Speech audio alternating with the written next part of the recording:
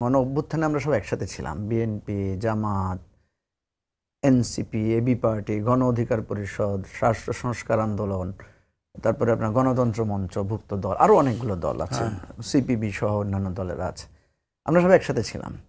আমাদের একটা প্রত্যাশা ছিল যে এত বড় অভ্যুত্থানের পরে আমরা যে জায়গায় এসেছি, এখানে একটা নতুন রাষ্ট্র ব্যবস্থা আমরা চাই। সবাই চায় যে রাষ্ট্র ব্যবস্থাটা পরিবর্তন হোক, আগের মতো ভোট চুরি, আগের মতো সন্ত্রাস, চাঁদাবাজি, আগের মতো ঘুষ, দুর্নীতি এগুলো না হোক। একদম আপনি যদি এটার উপরে যে যার জরিপ করেছেন, এখানে 100% লোকই বলবো আমরা এটা চাই।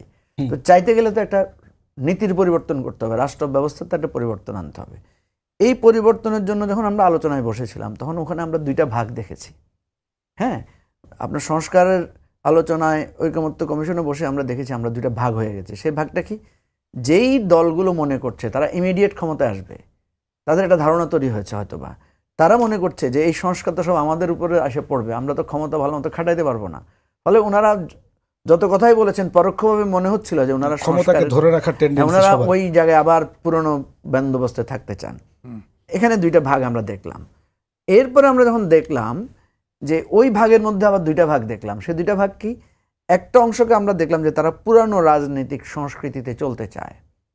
সে ফর এক্সাম্পল ধরেন জামাত সহ অন্যান্য পুরানো দলকে আমরা দেখলাম যে ওনারা বিএনপির সাথে যখন মানে ইয়েতে যাচ্ছেন, ক্ল্যাশে যাচ্ছেন, তখন একই রকম আচরণ করছেন ওনারা। বিএনপি যদি 100 হয়, ওনারাও 100 বা 100 এরকম, মানে মারামারি, গন্ডগোল,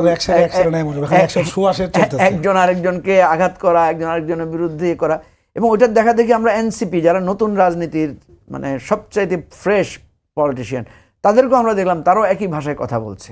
ফলে আমরা সেখানে বললাম যে তাহলে আমাদের নতুন রাজনীতির কি হবে?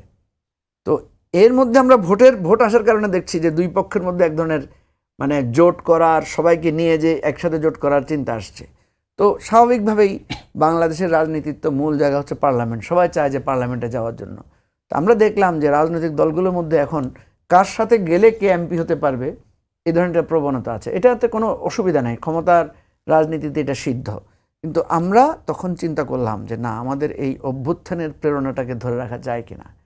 আপনি দেখেন, আমি কিন্তু এগুলো নিয়ে অনেক কথা বলেছি। বিএনপি ঘন ঘন হুজুরদেরকে নিয়ে মিটিং করছে, জামাত দেখবেন ঘন ঘন হিন্দুদের পূজা মণ্ডপে তারপরে তাদেরকে নিয়ে মিটিং করছে।